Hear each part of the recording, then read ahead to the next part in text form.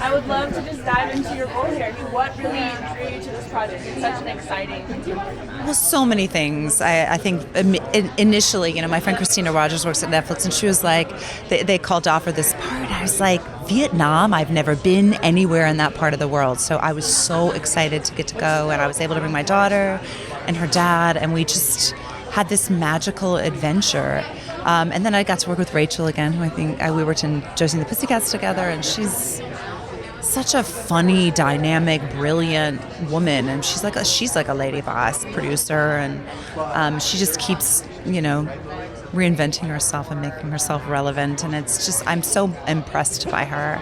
And then the story is beautiful and sweet, and I love Mona too, because she's ballsy and doesn't give a crap what anyone thinks, and she's just fun and effervescent, and I like playing characters like that, because I oftentimes get typecast as like a bitchy, Karen type. So I love that she's just kooky and fun, and I got to wear some great costumes, which was fun.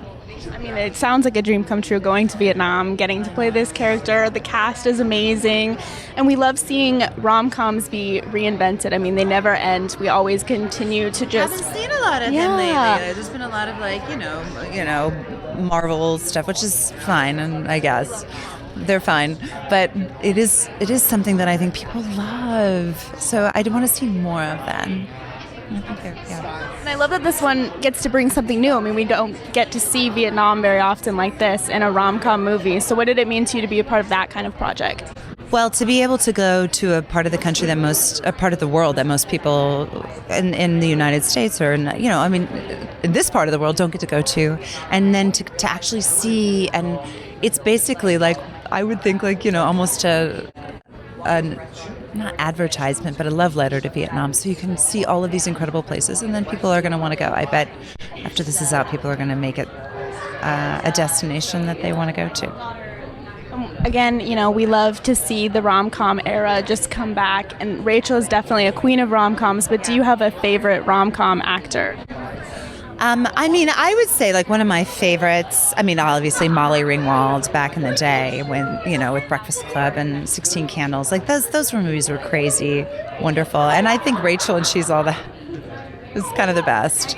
It's so iconic, that whole idea of like, she's so ugly because she's wearing glasses. And then she takes them off and you're like, what?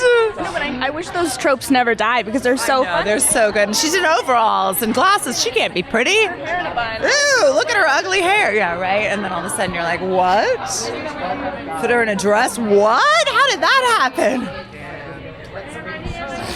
It's so good. My last question, what are you most excited for audiences to take away from seeing this film? The people of Vietnam are so vibrant and so friendly, and it was such a beautiful place to visit. They were so welcoming and open, and it's so beautiful. And I want people to watch more rom-coms because they're so fun, and right now the world could just use a little bit of like hope and joy. And also I want people to see this country that opened its doors to us, and I was so lucky and privileged to be able to go to. And I think people are just they're going to fall in love with these two falling in love with Vietnam. So I'm excited.